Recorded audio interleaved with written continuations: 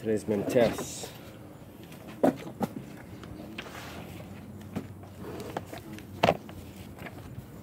We're in Page 49, we start.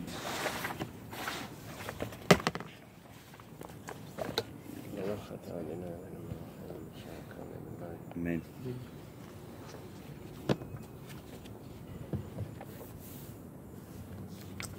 Start. We're on the top line. It's a very interesting Gemara.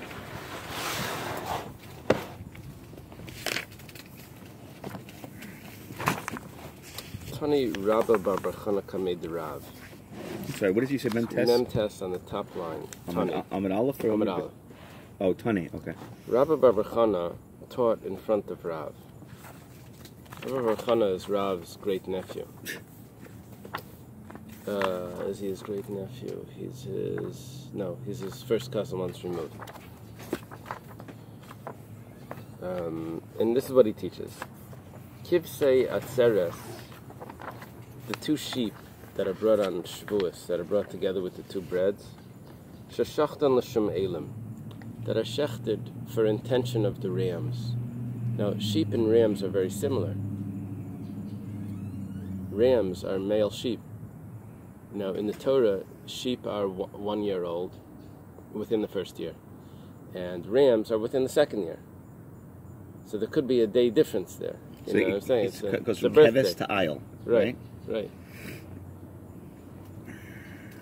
So he has these sheep, and he slaughters them with the intention that they're the two rams. Now in Shavuos you also bring two rams together with the sheep. You bring one. Normally you have 2 bulls, 1 ram, and 7 sheep. That's the regular holiday musaf. But on Shavuos, together with the 2 loaves of bread and the 2 sheep, you also have 1 bull, 2 rams, and 7 sheep. So you have that extra thing. So you have 2 rams here, and you have 2 sheep. So he slaughters the 2 sheep with intention that these are the 2 rams. So he teaches that it's ksherim. However, v'layolo l'baylim l'shem chayva. However, but it doesn't satisfy the obligation of the congregation, which is to bring the sheep. Right. So they're kosher, but it doesn't satisfy the obligation. Amalei Rav, so Rav tells Rabbi Bar Chana, he tells him alu ve'alu. That's an expression that means that it definitely satisfies the obligation. Because he brought them as rams, and it satisfies the obligation as sheep. Amar Rav Chisda. Rav Chisda is going to explain this. Chisda's through marriage is related to Rav. Mistabra milsa de Rav, that it makes sense what Rav says in a specific case. Because savar elim v'shachtan l'shem kvasim, shari kvasim l'shem kvasim nishchatu. He's saying like this: they're really sheep. This fellow is mistaken, and he thinks they're rams. And he goes ahead, and instead of slaughtering them for rams, which is the way he thinks, he slaughters them for sheep, like as if he's doing something wrong. But really, he didn't realize that they're sheep anyway. So his intention is correct. His final intention. He thinks he's doing it wrong because he thinks they're rams, but his intention is that they're sheep. So Rav makes sense. When Rav says that it satisfies the obligation, that's because he thought they were rams and he slaughters them as sheep. And they are sheep, so everything is good. Aval kasavar elim. But if he thinks they're rams, v'shachtam l'shem elim, and he slaughters them as rams, loy, then it's not good. Why? Because akira b'tos havi akira, even though this person wants to do everything correct, he's slaughtering them as rams. Why? Because he thinks they're rams. He wants to do everything correct. If he would know they're sheep, then he would probably slaughter them as sheep. So this whole thing was just a mistake. You have to bring 2 rams, you have to bring 2 sheep, you have to bring both of them. But Rav Chisda holds that akira b'tos, even though it's a mistake, but that's a mistake that we consider to disqualify the being satisfying the obligation. Rabbi argues with Rav Chisda. Rabbi says akira b'tos lo yavi akira. No. The whole thing is based on a mistaken premise. He thinks that they're rams, that's why he slaughtered them as rams. That's not counted as an akira. They're just considered sheep, and it's valid for the sheep. Big chiddush, Rabbi, right? It's a big chiddush, but it's more pshat in what Rav said, because Rav said that it satisfies the obligation. Rav Chisda has to diminish the chiddush of Rav by saying that that's only when that's what it really was. But now Rabbi comes back and says, no, actually Rav is actually saying the chiddush that you were trying to avoid, and that it really satisfies the obligation, even though it's the wrong sacrifice. Okay. Some say that this is Rabba again. Amar Rabba, it says Rabba. Amar Rabba, I think the Bach says that. No, the Bach says Rabba. Masvina Nashmaitin. Others say that it's Rabba. Masvina Nashmaitin means that we have a question on what we just said. Go ahead. The question is as follows. It says, HaKayanim shepiglu b'mikdash. Something that we've been thinking about for a long time when we've been learning this. Kayanim, that they brought a sacrifice. They brought the sacrifice. And he has the thoughts that invalidate the sacrifice. You follow? The Kohen brings a sacrifice for the owner. And he has thoughts that invalidate it. But not only invalidate it, they turn it into pigul. Thoughts that I'm going to eat this sacrifice out of the appropriate time while he's offering it. So, mezidin, if he does it on purpose, then he's chayav and he has to pay the owner the value. He just messed up his sacrifice. He has to pay the owner. In Baba Kama, this is discussed a bit. It's called the hezek shein nikar. It's an unrecognizable hezek. It's just the thoughts of how you're supposed to know that.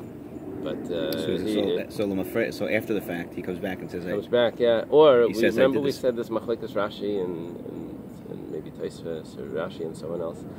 If these thoughts are pronounced.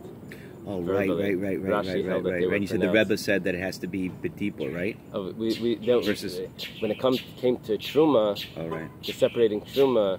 There was this argument the Rebbe and his father about truma. Yeah, it's an interesting connection. Right. Okay. But from this, we understand that hoshagigin. But let's say the kohen doesn't do it on purpose. He doesn't have these thoughts on purpose. Then he's exempt from paying. I'm sorry, that's what I thought. B'tani Allah, and it was taught on this that even though he doesn't have to pay, but pigul and pigul, it's still pigul. Okay, now we have to go back and see what's the shaygig that we're talking about. You follow? Because we were saying that when it's a total mistake, it doesn't count, according to Rabbi. So, hey chidami, what's our case here? Eily the other the chatasi, if he knows that it's a chatas, the kamachash of bulashim shlamim, and he's thinking that it's a shlamim. Now, what the Gemara means over here is that a chatas only has one day and one night to be eaten. That's it. A shlamim. You have not only that day and that night, but you have the entire following day to eat it. So, he knows that he only has one day and one night. He knows it's a chatas. But he starts to think about, I'm going to eat this as a shlamim for 2 days. So, okay. So he knows it's a chatas, but maybe let's just say he forgets the din. That a chatas is one. And so, he says, you know what, I have time. Your understanding is correct, and the Gemara is going to say that. But right in this line of the Gemara, what the Gemara is thinking is that he's doing it on purpose. He knows it's a chatas. So it's not b'shoig. Oh, okay. 1 second. Okay. The Gemara asks, "Hi shaygin." If he knows it's a chatas and he's thinking that it's a shlamim, he's going to give himself an extra day. Mezidin havi. That's intentional. Elalav dikasav shlamim. Rather, he must think that it's a shlamim. The kamachashav bulashim shlamim, and that's why he's thinking that it's a shlamim. Uktani pigul and pigul, and we see that it's still pigul. So Alma, we see that akira b'tos havi akira, that even though it's all based on a mistake, but it still invalidates the sacrifice. So mistaken information, mistaken assumption invalidates the sacrifice. Well, here we're talking about pigul, and there we're talking about something else. Yeah. But it's still... It's the same concept, okay, same idea. We're talking about either... Well, yes and no, because pigul is out of a lot of time. Yeah. Pigul is just out of a lot of time. There, it's talking about a different carbon. Yeah. Now, it's interesting that the way the Gemara did this, to make the question... I don't know if it did this intentionally, but the question comes out much more accurate, because the way that it adds time here is by changing the carbon. You see, in the past we've never really used this example for pigul. We've always said pigul means it's a chatas, but I'm imagining I'm going to eat it instead of today. I'm going to eat it, in 2 days. Here he's saying I'm going to eat this as a shlamim, which means in 2 days, and the Gemara is considering that pigul. Right. So it matches it pretty accurately to the case. Right. Now, the reason why we have to do this, what are we getting into, is we're discussing if someone has a mistaken assumption, does that count? That he totally thought that it was a shlamim, and so he had thoughts of a shlamim. It wasn't that he knew it and he uprooted it intentionally. It wasn't, so he doesn't have to pay, but we said it's still pigul. That's a disproof. It proves Rava, or it proves Rabba and the way Rabbi explains Rav incorrect. Samalei Abaya.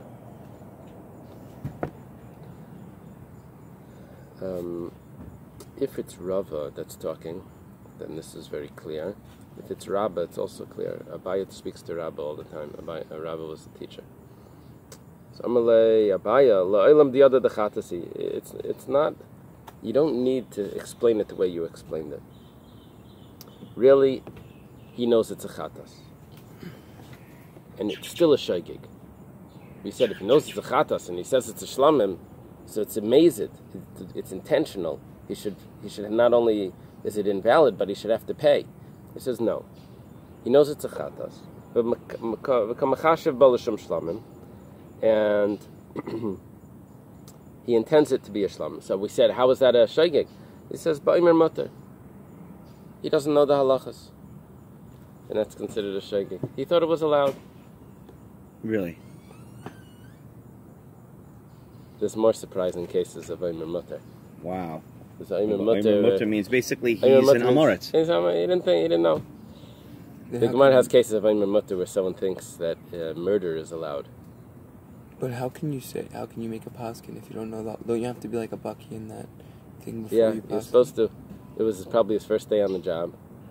He's supposed to be practicing for 5 years, right? He failed in school. No, the Gemara says that if they don't see a siman bracha, remember, they learn from the kohen, if it takes 5 years, if you don't see success. No, what's either from the kohen and the Levium, that they trained for 5 years.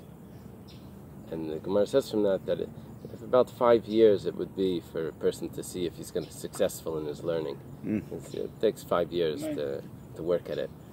So, so whatever the case is, he thought it was allowed and it's a shaygig. So we have no proof that akira betos, if it's a total mistake, that it invalidates the sacrifice. It could be that it's akira betos is nothing. You were mistaken, the assumption was mistaken, it doesn't count. Masav Rab Zera is a question. Reb Shimon Aimer, Kol Menachos Nikmitzus Shalei Lishman Ksheris. See, there's 5 types of mincha. Different ways that the flour and oil is mixed and fried and baked and all these different options. Now, when a person donates a mincha, he can donate any type he wants. If he donates a mincha a certain way, and when the kamitza is done on it, the intention is for a different mincha. So, Reb Shimon says it's still kosher. And it also satisfies the obligation of the owner. Because A korban mincha is very different from a sacrifice. We learned this, I think, on the first page of Menachos. Shehakaimet machavas l'shem marcheshes. Why?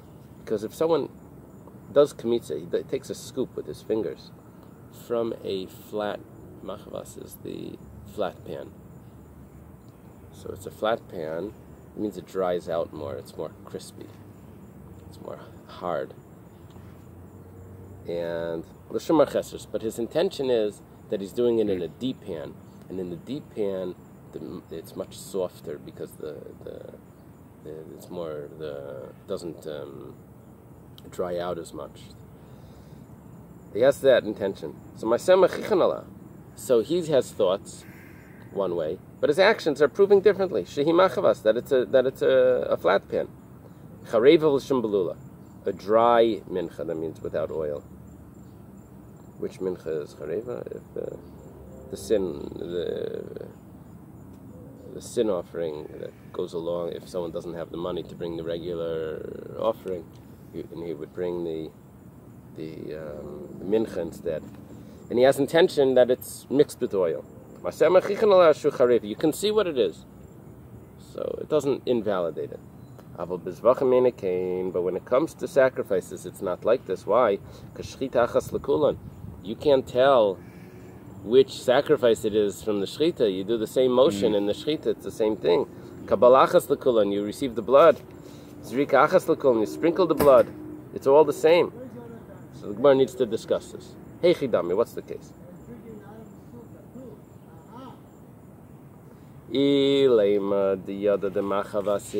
If he knows which mincha it is, he knows that it's a flat pan, and he knowingly does kmitza with intention that it's a deep pan. The fact that his intentions, that his actions prove what he's doing, what he's doing, but nevertheless, but he's still uprooting it from what it is. So what's the difference that he knows? Elalav, it must be the kasav marcheshesi. It must be that he didn't take a good look at it, and he assumed something. He looked at it. He didn't recognize because kamas l'shem marcheshes, and he did kmitza that it's a marcheshes, and it was a mistaken assumption. B'tah, and that was his mistake. And this is the case where we say that what he does doesn't count, what he says doesn't count, because his actions prove what it is, because it was all a mistake. Haba alma. But in another case, similar to this, akira b'tas havi akira. In other words, you have to contrast this to a sacrifice. By the mincha, it's akira b'tas, and it doesn't count. But by a sacrifice, akira b'tas would be an akira. The mistaken uprooting it from the way it's supposed to be would invalidate it. So Amalei Abaya says that's not the pshat. The pshat in this Mishnah, is this a Mishnah? I think so, is so much more simple. Li'olam diyada de machvasi. He knows what type of sacrifice, what type of mincha it is. It's a flat pan. Because kamas l'shem marcheshes. And he's willingly doing kmitza knowingly doing kmitza on it for a different sacrifice, for a different one, for a deep pan. With the ka'amrit, in this that you said, ki ma'aseh machichan l'may havi. What do you care that what his actions show? The fact is, he's willingly and knowingly having different thoughts for this mincha. It's rava l'tamei. This rava goes according to his reasoning. Dama rava. Machshavad le minkra pasal rachmana. Machshavad le minkra le pasal rachmana. It needs to be thoughts that are not recognizable that the Torah considers. But if you have thoughts versus action, then the action wins. And since it's clear what it is, thoughts that no one can, that there's no action that proves it differently. So if he would have thoughts, so what's the bottom line? The bottom line is he's dealing with the marcheshes, right? He's baking something. It's a machavas. It's a machvas. When he's having in mind that he has in mind that it's a marcheshes, and it doesn't matter. And it doesn't matter. It doesn't matter. Why?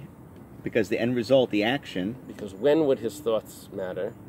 only if we didn't have clear proof for what this is, and his thoughts were determining what it is. Only if there's wait, when we said the thoughts don't matter? When do we say the thoughts matter? Is when we don't have any proof what it is other than his thoughts. So his thoughts are going to determine. But when we see clearly what it is, and he has thoughts one way, and we see clearly differently, so we say his thoughts are nothing. What we see clearly is what does it. So there's no problem, even though We thought that this needed to be a case of akira b'tos, that it must be. Why is it valid? We thought it must have been there was a mistaken assumption here. Say, oh, here it's valid because it's a mistaken assumption by a mincha, but by another case a mistaken assumption would invalidate it. He said, you don't need to say that that's the case. There's no mistaken assumption here. He knows exactly what it is. He's doing it willingly wrong and knowingly wrong, and nevertheless it's valid because we see clearly what it is. His thoughts don't matter. It's amazing. It's like a chiddush. Yeah.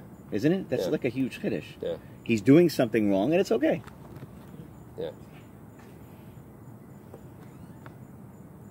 What about shchita? And with shchita, look, that would be comparable to someone putting on his, shaking his lulav or something and saying, "This is how I blow the shofar." You know,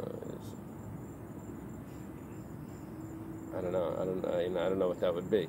This is like, you know, what do you mean a shofar? What are you talking about a shofar? You know. Yeah. Two separate. You see it. Otherwise, you could say, you know, other things are much different. You know. But why specific? It's just interesting that with Menachos, it's okay. Yeah, because Menachos, it's very clear what mincha it is. You have 5 types here. They each look different. Right. Okay. It's recognizable. Right. The new Mishnah. Okay. This is very interesting. This Mishnah. It says we read it one way. The Gemara is going to discuss it slightly different, but we'll see. Every day you have to bring 2 korban tamids. Korban tamid.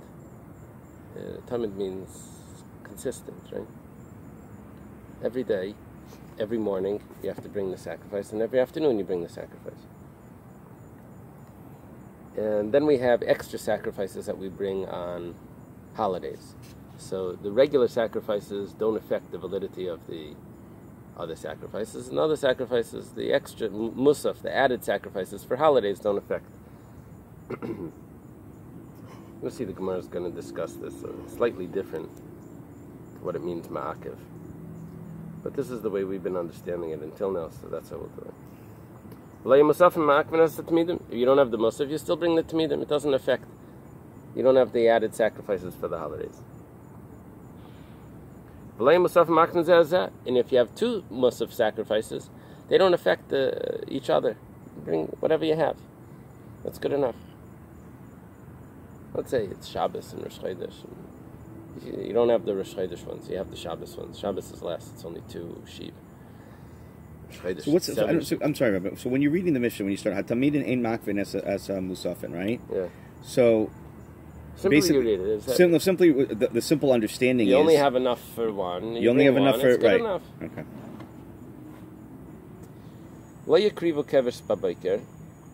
If you don't bring the one in the morning, the sacrifice in the morning, so you bring it in the afternoon. Doesn't mean you bring 2 in the afternoon. It doesn't mean you bring the 1 in the afternoon. I think it means you just bring 1. Can I ask you a stupid question, Rabbi? Why are we talking about this here in Menachos versus in Zvachim? That's a good question. What was our last Mishnah? Our last Mishnah had to do with things being ma'akev each other. Remember, we've been very into what's ma'akev each other. That's how we got into tefillin. Right. Is not ma'akev the shel rosh. Right. Remember all of that? Okay. And then we had, but most recently we were talking about the sacrifices of the holidays are not ma'akev each other. That's what we were talking about Shavuos because Shavuos has those sacrifices. And the other breads ma'akev the sheep. And Okay. So if you don't bring the sheep in the morning, you bring one in the afternoon, and it's not ma'akev the. Amar Reb Shimon. Reb Shimon says, Reb Shimon is Reb Shimon Bar Yochai, Emasai. When do we say this? Bisman sheyanusim me'shaygigen. That's only if it was against their will or unknowingly. Then you don't bring it in the afternoon if they willingly didn't do it. If they didn't bring the k'teris in the morning, the k'teris is brought. They divide the k'teris for the day in half. Half of it is brought in the morning, half is brought in the afternoon. So yaktir ben arbayim. So you bring the one in the afternoon. Amar Reb Shimon. Reb Shimon says, "V'kula hisakreva ben arbayim." You bring it all in the afternoon. You have a big k'teris in the afternoon because usually half is brought in the morning, but they missed the morning, so they bring it all in the afternoon. All of it. Now he adds in because when you have a new altar and you have to inaugurate it, how do you inaugurate it? With the k'teris. You put k'teris on it. You do the offering. The Gemara is going to need to explain what this has to do with his opinion that you have to bring it all in the afternoon. It sounds like the way it's written is that this is the explanation for why you bring it all in the afternoon if you miss the morning. Because you need to inaugurate the altar with the k'teris. Okay, it's unexplained in the Mishnah why, what the connection is. And how is the outer altar inaugurated? Broken in. That's the term that we use, but it means the first time that it's like sanctified. Ela b'tamid shel shachar, the morning sacrifice, the tamid. V'leias hashulchan ela b'lechem apanim, and the table is inaugurated with the showbread b'Shabbos on Shabbos. V'leias menorah b'shivan ereser bein arbayim. Okay, this is a big discussion. And the menorah with the 7 candles that are lit in the afternoon. Big discussion. Okay. Gemara continues. The Gemara says, "Ba'imnei Reb Chia bar Ravin me Reb Chisda." Reb Chia bar Ravin asks of Reb Chisda, "Tzibur she'ein lehem tmidim u'musafin." Very interesting. The congregation doesn't have both the tamid and the musaf. Ezimem kaidim. So which one is going to come first? Which one's going to take precedence? Gemara says, "Hey Chidami, what's the question?" Eily matmidin diyaymei musafin diyaymei. If we're talking about, let's say, on Shabbos, and you have to bring a sacrifice in the afternoon sacrifice, you also have to bring the 2 sheep for the musaf, and you don't have enough. You don't have 3 sheep. So pshita de tmidim adif. Of course, the tamid comes first. Davalu tadir u'makudish, because it's tadir, it's more common. So the kevis would be used in the morning, kevis echad, seva baker. Yeah, let's say you have 2 sheep for the day, right? So you'd use in the morning and then the afternoon, and you skip the musaf, and it's also makudish. It's based on the Gemara. The Gemara discusses when you have the musaf, sacrifice is holy because it's for Yom Tov. But what about the tamid on Yom Tov? Does the tamid also become holy? He says, of course. What do you think? The holiness of Shabbos only goes into the musaf, not into the tamid? Even what you have regularly on Shabbos is holy. Okay, so the tamid is holy and regular and more regular. They're interchangeable. So the tamid and the musaf Shabbos, if you both of them are holy, and the tamid is more regular. So of course the tamid comes first. It has everything that the musaf has, plus it's more regular. So that takes precedence. Rather, elatmidin delamachar musafin deidno. This is a good question. Must be the question is that I can bring the musaf today, but if I do it today, I won't have the carbon tamid for tomorrow. And tomorrow is Sunday. Right. And it's not as holy. So now I have something that's more regular, more frequent, and something that's holy. Which one comes first? Tmidim adifi shekein tadir. Do I say that the tmidim come first? Well, it's not coming first, it's coming tomorrow. But it takes precedence because they are more frequent. Do we say that today's Kavan Musaf is more holy? It takes precedence. So Amarlei, Rav Chisda responds. Rav Chisda was a Kayan. It makes Chassidus. Kayan is Chesed. Rav Chisda is Kayan. No? It fits with the he has an appropriate name. Amalei Tanisua, we learned this in a Brisa, I guess. Tanisua could mean a Brisa, or maybe it's a Mishnah. It's a Mishnah. Tanisua, it's in a Mishnah. Our Mishnah. It's our Mishnah. Hatmidim ei ma'akven es musafin. We say that the tamid doesn't affect the validity of the musaf. V'layim musafim ma'akven es tmidim, and the musaf doesn't affect the validity of the tmidim. V'layim musafim ma'akven zeh, and the musafim don't affect the validity of each other.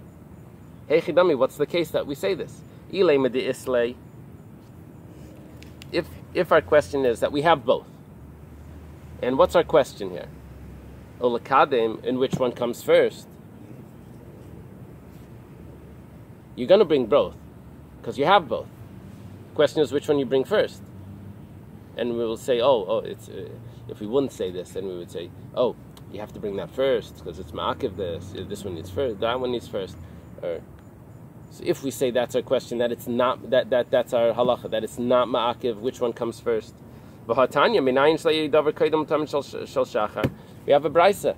You're not allowed to bring anything before the morning sacrifice. How do we know that? Talmud Laimer, it says you should put on it, arrange on it the Eily, which is the burnt offering. That the Eily goes up first. So they are ma'akiv. So the order, it does matter. Elapshita, the Leslie, it must be talking about that you don't have both sacrifices. And you have to make a choice. Which one are you going to bring? Now, Yomi, if we're talking about it's Shabbos, and you don't have the regular sacrifice, and you don't have the extra Shabbos Musaf sacrifice, Amai. So why do we say it's not mi'akiv?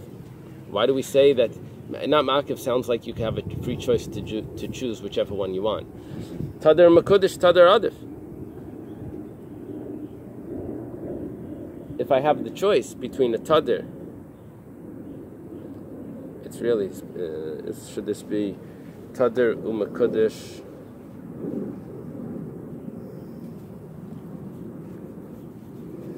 It's supposed to be makudish tadar. No, Tadar u'Makudish Adif. It's supposed to be. That's what it's supposed to be. Tadar u'Makudish Adif. This has both qualities. It's Tadar and Makudish. That of course is precedence. Elalav de la machar. It must be that I only have enough for today, but not for tomorrow, or tomorrow and not for today, like the case that we said that.